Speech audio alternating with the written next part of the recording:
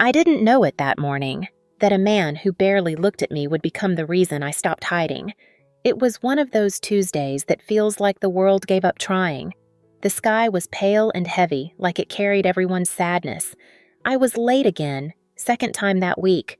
My hands smelled like burnt coffee, and my stomach hadn't stopped growling since sunrise. The only thing heavier than the tray I carried was the silence I'd learned to live with. Then he walked in, suit too clean for this side of town, eyes too cold for 9 a.m. He didn't smile. He didn't thank me. He didn't even look at me. He just snapped out his order like I was part of the furniture. But I smiled anyway. I always do, because some people survive by being loud, and others by staying kind. I guess I was still hoping kindness could be enough to keep me seen. What I didn't expect was to hear my name over the intercom hours later, but not to get fired. No, the rude man? He was the owner, and what he said next? It made my knees go weak. He knew about my father. He knew why I ran, and he knew something I had buried so deep I forgot it still hurt. This story isn't just about a restaurant. It's about what we carry, what we hide, and what happens when the past pulls up a chair at your table. If you believe kindness still matters, even when no one sees it, please like, comment, and subscribe. Your support means more than you know. I woke up to silence. Not the peaceful kind, but the hollow kind that presses against your chest and makes you second guess if you're even still breathing. The kind of silence that doesn't soothe, it accuses. The alarm had died sometime in the night. No electricity. Again. I scrambled out of bed, already behind. The floor was cold, my heart colder. I moved through the tiny apartment like a ghost, brushing past yesterday's clothes piled on a chair, the unopened envelope from the electric company half hidden under the microwave. My little sister Lila was curled like a question mark on the couch beneath my old hoodie, her breath shallow, fingers wrapped around an empty juice bottle like it was a lifeline. I forgot my jacket. There was no time to turn back. The wind outside bit through my sweater like it wanted to leave a mark. My shoes soaked through at the toes from last night's rain. I ran anyway. I was used to discomfort. The diner loomed on the corner like a punishment. Fluorescent lights buzzed inside. I pushed the door open, and the familiar scent of burnt bacon and bleach hit me like a wave. Frank, the manager, didn't speak, just looked up from the counter, disappointment settling into the folds of his face like an old habit. "You're late," he said without looking at me again. "I know." I tied my apron behind my back, fingers shaking more than they should have been. The first customer of the day was already in the corner booth, alone. An expensive coat draped over the seat across from him, a briefcase neatly placed beside his feet. He didn't look up when I approached, just pointed at the menu without saying a word. His coffee cup clinked against the saucer like a subtle threat. His eyes were the only thing that moved, blue, pale, almost translucent. They passed over me like I wasn't there, like I was a shadow cast by someone else. I offered my practiced smile, the one that didn't quite reach my eyes. He left a few coins on the table, barely enough for a cup of coffee. But when I cleared his plate, his gaze caught mine, just for a second, and something in his expression shifted. Recognition? I couldn't be sure. A flicker and then gone, like a breeze snuffing out a candle. I told myself I was imagining it. Another bad Tuesday. Another day surviving in pieces. The hours dragged. Orders came and went. Bacon sizzled. A toddler screamed. I broke 2 glasses and cut my thumb. Then came the announcement, crackling from the loudspeaker. My name. "Clara, front office." My heart stumbled. Frank never called anyone by name. I wiped my hands, apron smeared with coffee grounds and desperation, and made my way to the manager's office. Inside, the man from the booth stood waiting. He wasn't drinking coffee. He wasn't smiling. He just looked at me like he knew something I didn't, and hadn't decided if he should tell me. The door clicked shut behind me, and for a moment, the tiny office felt like a trap. Fluorescent light hummed overhead, too white, too sterile. It bounced off the metal filing cabinets and made the dust in the air shimmer like static. Frank was nowhere in sight. Just him, the man from the booth, The stranger with the suit too clean for this part of town and the eyes too sharp to belong to someone forgettable. He stood by the window, blinds casting stripes across his face like prison bars. His fingers moved slowly as he took off his glasses and folded them with care, placing them in his coat pocket like they mattered more than I did. "You look like your father," he said. The words landed like a slap. I flinched. My mouth opened, but no sound came out. My father was the name we never said, a ghost that haunted in silence. The man who disappeared in smoke and sirens, leaving only questions behind. I swallowed, tried to speak. My voice betrayed me with a crack. "Excuse me?" His gaze didn't waver. I knew him. The room shifted. My knees faltered under me, but I didn't fall. I couldn't afford to. He was watching too closely. His eyes were X-rays, and I was all bones and secrets. "I was just a kid when it happened," he said softly, as if that explained anything. "But I remember him, what he did." My breath caught. My fingers clutched the edge of the desk behind me, needing something solid, anything to keep me from unraveling. What do you mean?" His jaw twitched. "He saved my life. In that fire." A fire. There it was again, embers at the edges of memory. The faint scent of smoke that sometimes visited me in dreams. The shelter, the screaming, the hand that pushed me out of the window, a face blurred by panic and ash. "He vanished after that," the man continued. "Everyone assumed he died." I wanted to run, just bolt out the door and pretend none of this ever happened, but something in his voice anchored me. Not pity, not regret, conviction. "You were there?" I asked, barely more than a whisper. He nodded once. "I know what you've been told, what's been kept from you." 1,000 questions warred inside me. Why now? Why me? What did he know that had waited all these years to surface? My body felt like it belonged to someone else, legs too heavy, skin too thin. "I don't understand," I said. "You will," he replied. "You deserve to know the truth." There was a pause, just long enough to hear my heart thudding like a warning drum inside my chest. Then he reached into his coat pocket and pulled out a photograph. Folded. Old. The edges frayed like something handled too often. He handed it to me. "Start here," he said. My fingers hesitated before taking it, because I knew the second I opened that photo, nothing would ever be the same. He wasn't trying to hurt me. That's what I told myself as I stood there, arms crossed tightly against my chest, the smell of burnt coffee curling in the air between us. His voice was steady, calm, even, like someone reading instructions aloud, like none of this was real. He said he wanted to help. Help! That word slid down my spine like ice. I'd heard it before, from social workers with forced smiles, from neighbors who never knocked again, from teachers who gave me hall passes when I cried too hard to take a test. Help was a promise people made when they didn't know what else to say. He offered me coffee, a peace offering, or a trick. I refused. My fingers twitched at my sides. My mouth was dry. I didn't trust his kindness yet. I didn't trust anything. Then he said it, quiet, direct. "Your father didn't die that day." I blinked. "What?" "He didn't die in the fire, Clara." My knees wobbled. I grabbed the back of the chair beside me like it might anchor me to the floor. My pulse roared in my ears. The lights in the office seemed suddenly too bright, too loud, everything tilted. "That's not— No, I saw it. I was there. I saw the fire. I saw the house burn."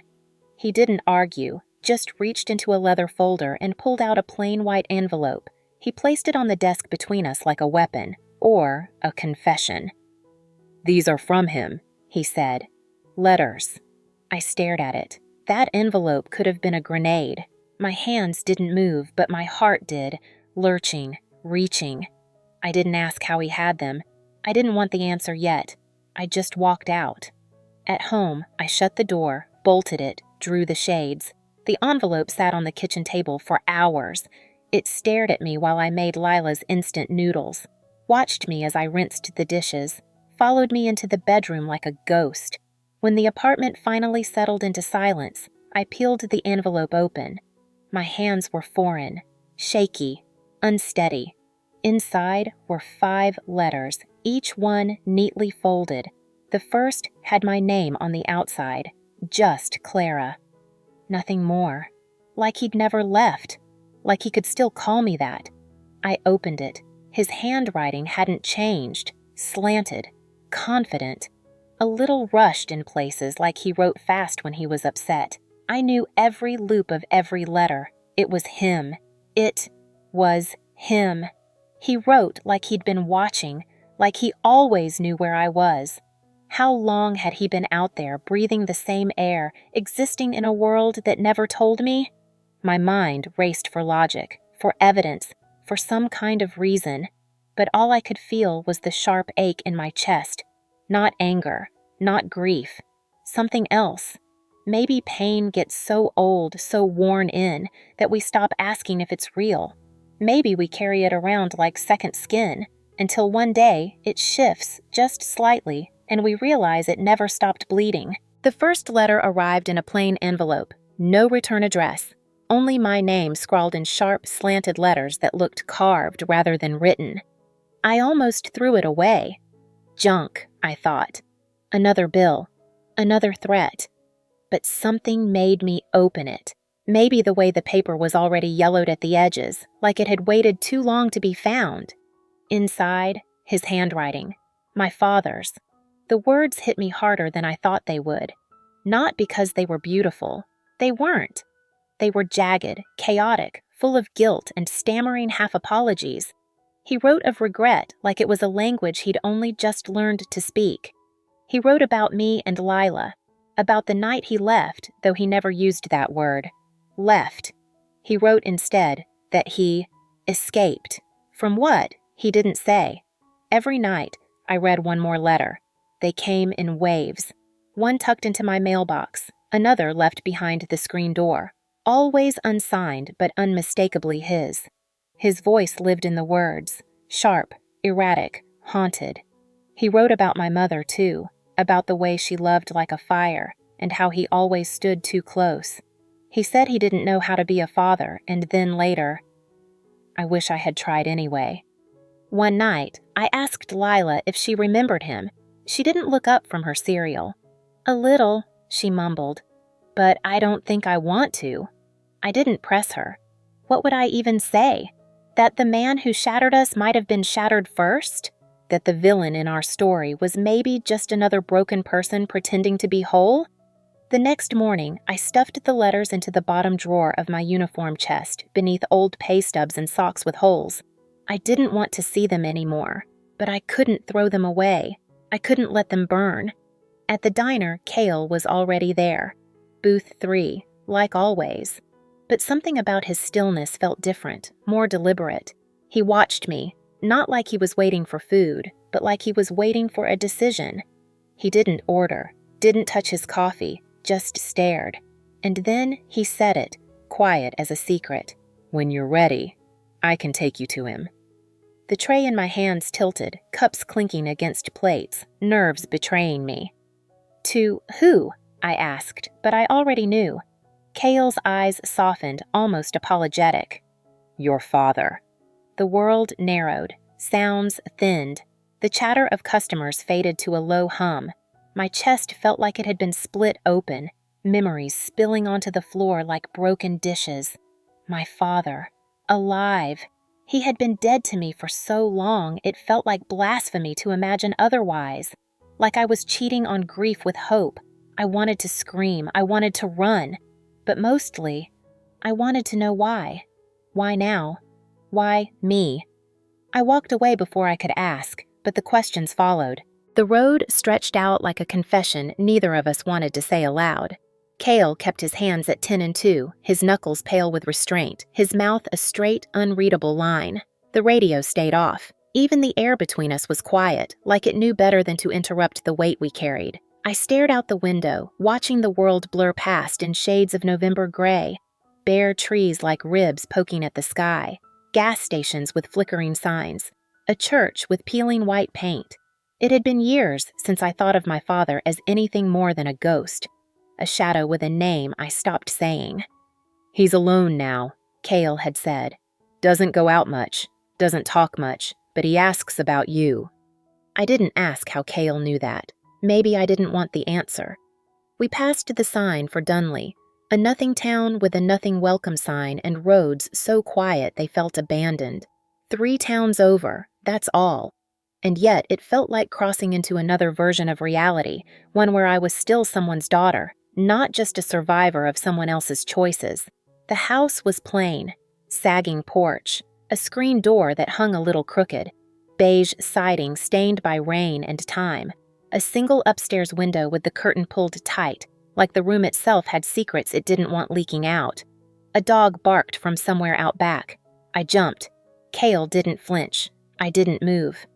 My fingers dug into the fabric of my jeans, nails pressing into the seams like I could anchor myself with pain. "He waits for you every Sunday," Cale said quietly. "Since last spring." It was Tuesday, and I wasn't sure I could knock. What if he opened the door and saw someone he didn't recognize? What if I looked into his face and felt nothing but the ache of absence? Years had passed, years that had carved hollows into my chest, left spaces where love should have been. Could a single moment fill that? "He's sick," Cale added, barely above a whisper. "Not much time left." The air around us shifted. He didn't say terminal, he didn't say dying, but it was there, layered under the words like dust on a forgotten shelf. I stepped out of the car, gravel crunched beneath my boots. My legs felt unsteady, like they belonged to someone else. I walked to the porch but didn't climb the steps. The door stayed shut. Maybe he was behind it. Maybe he wasn't. Maybe forgiveness isn't enough to fix what time has shattered. I stood there, breath fogging in the cold, trying to remember the sound of his voice. All I could hear was silence. Then, the curtain in the upstairs window shifted, just a little, enough to make me wonder if he saw me, if he knew, or if, like me, he was too afraid to open the door. I went home, but the door didn't feel like a refuge anymore. It felt like a cage.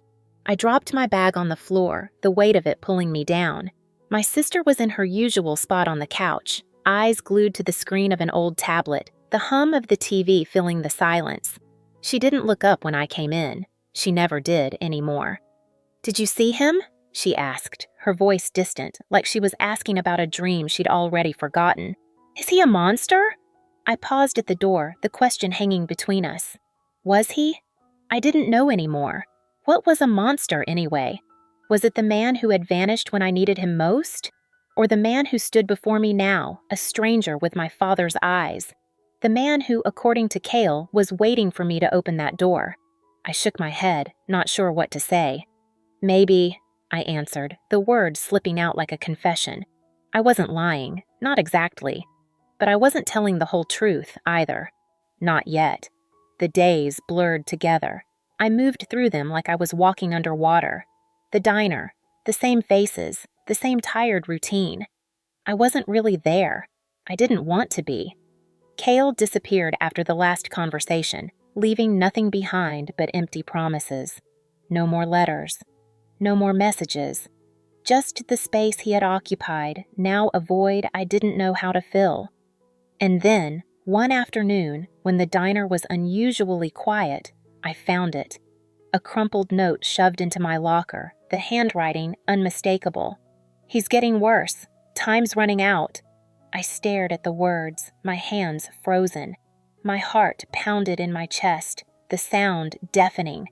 The note was small, but it carried more weight than anything I had ever held. I had been running from this, hadn't I? Pretending I didn't care. Pretending I could walk away, but I couldn't anymore. Not now. Not when the truth was screaming at me. I shoved the note into my pocket and closed the locker, the clang of the metal door making me jump. For a moment, I thought about my sister, about the way she had asked about monsters, about the life I was leaving behind, the safety I had built in the wreckage. But that life was never mine to begin with, was it? And if I didn't go now, I might never have the chance again. I drove. The road stretched out in front of me, endless and unforgiving. The silence in the car was thick, like I was the only one there. My hands gripped the wheel so tightly my knuckles ached, but the pain was a reminder that I was still alive, still here. The drive felt long, longer than it should have been. The closer I got, the more my chest tightened. My heart beat louder than the engine, each thump a countdown I couldn't escape. I reached the house, the same house, the one that had haunted my thoughts for so long. I parked in front of the door, the ground beneath me feeling too solid, too final. I knocked. Silence. I knocked again, louder this time, until my knuckles burned. Nothing. No answer. The door stood there, solid and unyielding, just like the man behind it. I took a step back, breath catching in my throat. What now? What was I supposed to do when the door wouldn't open? When the person I was searching for refused to be found? And what if I was never meant to find him at all? The door was unlocked when I reached it. It creaked as I pushed it open, an old house groaning under the weight of years. The smell hit me first, the sterile, sickly sweet scent of medicine mixed with the musty air that clung to the walls like it had nowhere else to go. The house was quiet, too quiet. Not the peaceful kind, but the kind that wraps itself around you, a heaviness you can't shake. I hesitated at the threshold, fingers trembling on the door frame. There were no sounds, no laughter, no TV in the background, no comfort, just stillness. The living room was dim, the shades drawn tight against the light. In the corner, a recliner. He was in it, slouched back, unmoving. I couldn't tell if he was asleep or pretending. The slow rise and fall of his chest, the only sign he was still alive. It was almost too much to bear, too much like the man I'd once known, only different, older, frail. He was no longer the man who had towered over me, who had filled every room he was in. Now he was smaller, diminished. I stepped inside, shutting the door behind me with a soft click. My hands were clammy and my heart beat erratically in my chest. Every part of me screamed to leave, to turn back before it got worse, but something inside me, a thread of hope maybe, pulled me forward. Slowly, as if every step took years, I made my way to the chair. I didn't sit. I didn't know if I could sit. Instead, I knelt beside him, my knees pressing into the floor, grounding me in a way I didn't understand. His eyes fluttered open, unfocused at first, and then sharpened as they met mine. There was a moment, a brief, fragile moment, where neither of us moved. I could hear the rasp of his breath, feel the weight of the years between us, but we both just stared. And then he spoke, his voice thick with something I couldn't place. "You came." It was simple, a statement, a question, a confession. My chest tightened, and before I could stop it, tears spilled from my eyes. I hadn't meant to cry. I hadn't meant for any of this to matter, but there it was. A tidal wave of grief and relief all at once. He didn't speak again right away, but I could see it, hear it, in the way he looked at me, as if he was searching for the little girl he'd left behind. The little girl who was still there, buried beneath the weight of everything that had come before. "You were always the strong one," he said, his voice shaking now. I didn't know what to say to that. Strong? I hadn't felt strong. I had felt hollow, empty, a shell. We talked, or maybe we just cried. It wasn't clear. Time had no meaning here, not in this room, not between us. We didn't need to say everything. The silence spoke louder than any words ever could. For the first time, I didn't feel like I was carrying the weight of the world on my shoulders. For the first time in years, I didn't feel fatherless. And as I sat there beside him, I finally understood the silence that had shaped me. Why it hurt so much, why it lingered, why it felt like a wound that would never heal. It wasn't because he had abandoned me. It was because, in his own way, he had always been there. The change was subtle, like the turning of a page, but it settled in my bones like a truth I hadn't known I was waiting for. I walked into the diner the next morning with the same shoes, the same apron, but something inside me had rearranged itself. It wasn't as obvious as the weight lifting from my chest. No, it was more like a deep breath taken after a lifetime of holding it in. Cale watched me as I set my things down. There was nothing in his eyes, no judgment or curiosity, just a quiet understanding. He knew. He always knew. "How are you feeling?" he asked, his voice low, not trying to pry, but simply offering a space to speak. "I'm better," I said, the words surprising me as they left my mouth. I hadn't realized how long I'd been holding on to the hurt, but there it was, slipping away with every second I spent in this place. The diner no longer felt like a cage, no longer the place where I spent my days waiting for something, anything, to happen. It was just a place now, a small corner of the world where I could breathe. A few weeks ago, it had been suffocating, the greasy air and stale coffee making me feel like I was drowning in it. But now it was just another building, another stop along the way, no longer my prison. The rhythm of my shift returned to normal, but I wasn't the same.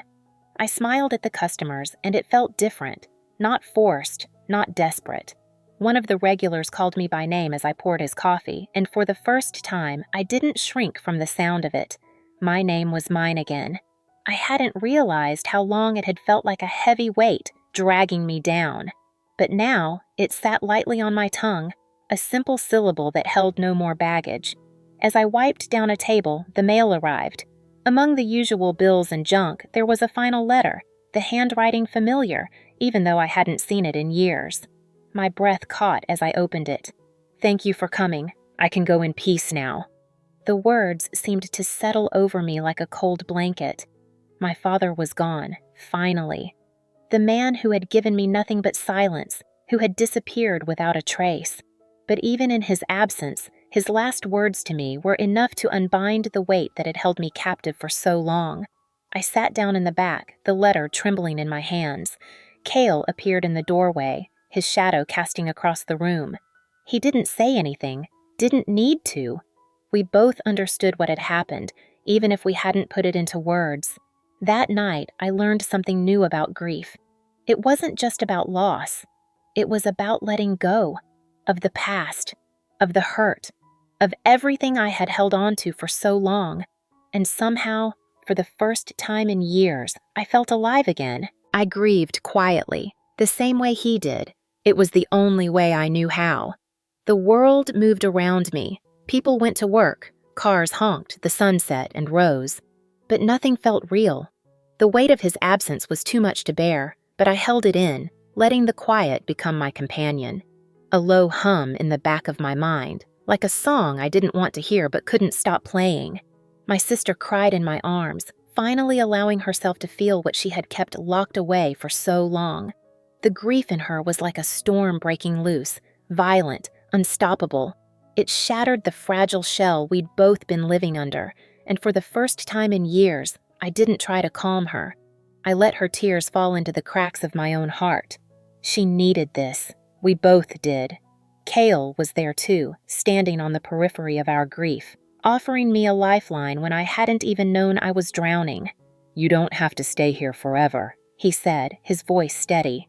"But I'm offering you a role, a real one. You'll be in charge of something. A manager." I thought about it for a moment, and then I said yes.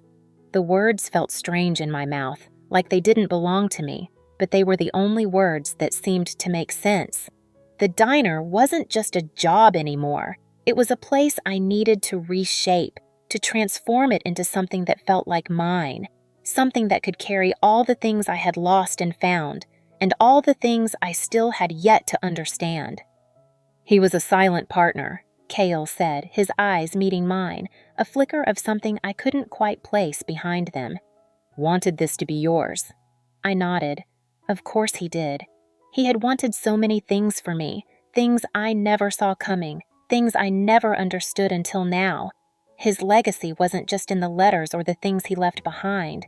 It was in the space he carved out for me, a space I was finally ready to fill.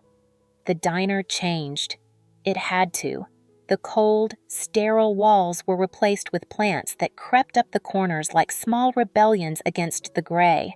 Warm lights filled the air, a subtle comfort that felt like a soft hand on the back of my neck. Music played quietly in the background, not the harsh sounds of the city, but something soft, something that reminded me of home. I took the time to place his words everywhere I could. Each table had a quote from his letters, each dish a piece of us, a reminder of who we were and who we could still be. People came in, strangers who didn't know my name, but who found solace in the atmosphere I had created. They didn't need to know the story behind the walls, behind the plates of food, behind the soft light that made everything feel just a little less broken. And slowly, I began to see it, the healing. Not just for me, but for everyone who walked through the door. Lonely people came, and they found comfort, just like he wanted, just like I needed. The table in the back was always empty. It was a quiet kind of vacancy, the kind that whispered of absence without demanding your attention. It sat there in the far corner of the diner like it had always belonged, like it had always been waiting for something, for someone. I never asked why it was there. It didn't need to be explained. Not really. The man who had sat there for years, my father in his silence, had made it clear. This table was his, a marker for everything he had left behind, for everything I was supposed to understand. I didn't go to it at first. For weeks, I avoided it. A space that big, filled with memories that didn't belong to me, was too much to confront. But one day, after a long shift of smiling through tired eyes, I found myself drawn to it, not because I wanted to remember, but because I was beginning to need to. I sat there, alone, the smell of burnt coffee lingering in the air around me, the same hum of the lights, the same scrape of the old chairs across the floor.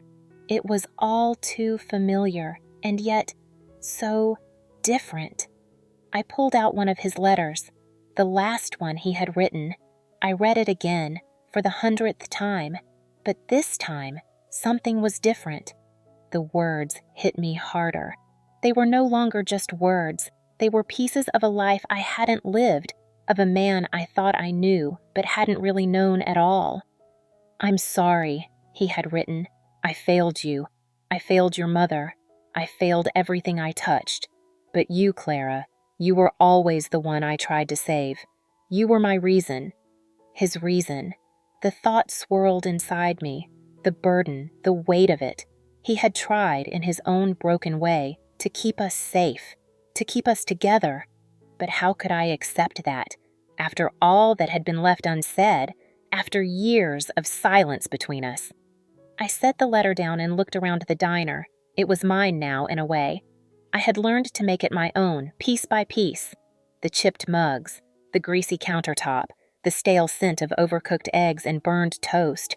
All of it mine. All of it a reflection of what I had to build when everything else had been reduced to rubble. I wasn't the same person who had walked in here that first day, that lost, uncertain girl who had been running from everything she couldn't understand. Now I was the woman who had found her way back to herself. Not because of him, not because of the diner, but because I had chosen to stop hiding from the truth. Sadness still lived inside me. It always would. But now it had room to coexist with peace, with courage. It didn't define me anymore. It shaped me. I had learned that sometimes the broken pieces of our lives are what make us whole. The diner had become more than just a place to work. It was home. Not just for me, but for others like me. Those who had lost something, someone, somewhere along the way and were just trying to find their way back. Life had never apologized for the pain. It never would. But in the quiet moments, in the reflection of a stranger's eyes, I found something I had thought lost forever. I smiled at a customer one evening. Someone new. A stranger. He didn't ask about the history behind the table. He didn't ask about the letters or the man who had once sat there. But when he looked at me, really looked at me, I saw something shift in his gaze. It wasn't pity. It wasn't sympathy. It was recognition. And for the first time in my life, I realized that sometimes all we need is to be seen, and sometimes the one who sees you has been waiting all along.